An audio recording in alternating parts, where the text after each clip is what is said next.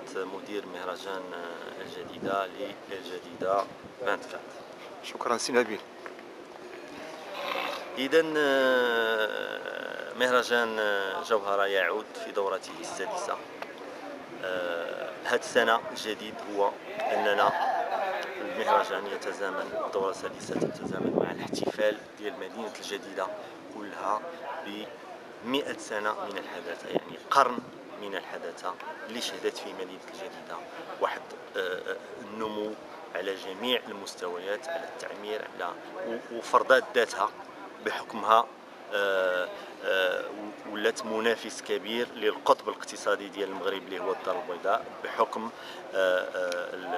التوجه ديالها الجميع، لا في المجال الصناعي ولا في المجال الفلاحي، بحكم الجغرافي ديالها وبالجماليه ديالها اللي كتعطيها وجهه سياحيه بامتياز.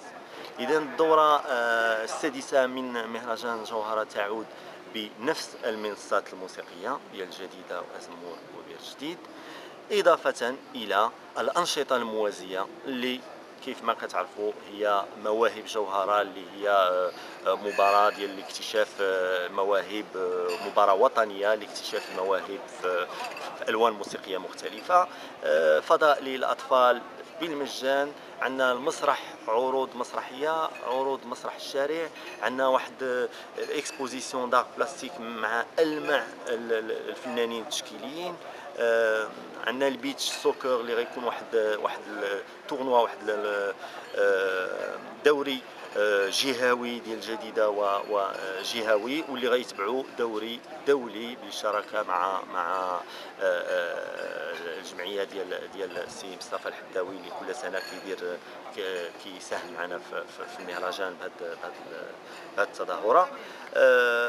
الجديد بالنسبه للبرمجه الفنيه هو ان كاين بعض الوجوه اللي شفناها واعتدنا نشوفوها كل سنه، ولكن ما يمكنش يدوز المهرجان بلا ما تكونش معنا، لان حنا هنا باش نرضيو الاذواق ديال الجمهور. اذا واخا كيكون واحد ان سيغتان مثلا ستاتي اللي حضر معنا يمكن جميع الدورات منذ الدوره الاولى، يمكن الاكسبسيون ديال واحد الدوره كيحضر لانه فارض نفسه بقوه وكيطلبوه لينا كل سنه.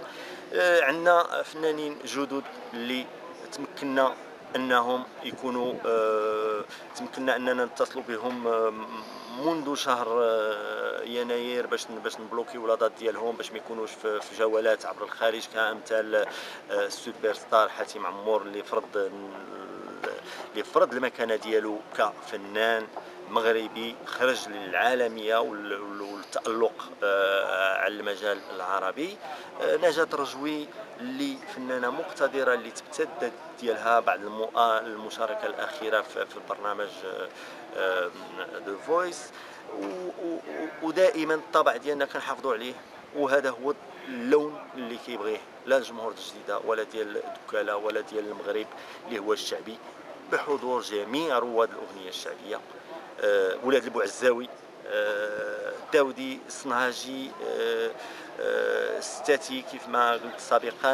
عندنا واحد الفرق موسيقيه اللي هي كتهتم بهذا الفن ولكن بواحد الطريقه اخرى عصريه، اللي هي يونس الرباطي والاخوان المرنيسي. عندنا الاغنيه الشبابيه مع الفناير. عندنا رائد الاغنيه الشرقيه وليد توفيق اللي غادي يجي من هو الفرقه الموسيقيه ديالو من لبنان. يعني كيف ما العاده حنا وفيين للنهج ديالنا وللطبع ديالنا ديال البرمجه ديالنا ولا لين اديتوريال ديالنا، وكنوعدكم ان غادي تكون هذه السنه عندها واحد الطابع خاص وفيها العديد من المفاجآت. اش كتقول للجمهور ديال مدينه الجديده؟ احنا كنتظركم كما العاده ككل سنه، كيف ما تعرفوا يعني المنصات ديال مهرجان جوهره خلال هذه ال5 سنوات جا ما يناهز 7,500,000 فيستيفالي، يعني اللي حضر المهرجان في هذه ال5 سنوات. فاحنا بغينا نحطموا ارقام قياسيه اخرى، وكننتظركم باش تجيو بكثره المنصات ديال الجديده ازمور وبير جديد. شكرا سي نبيل.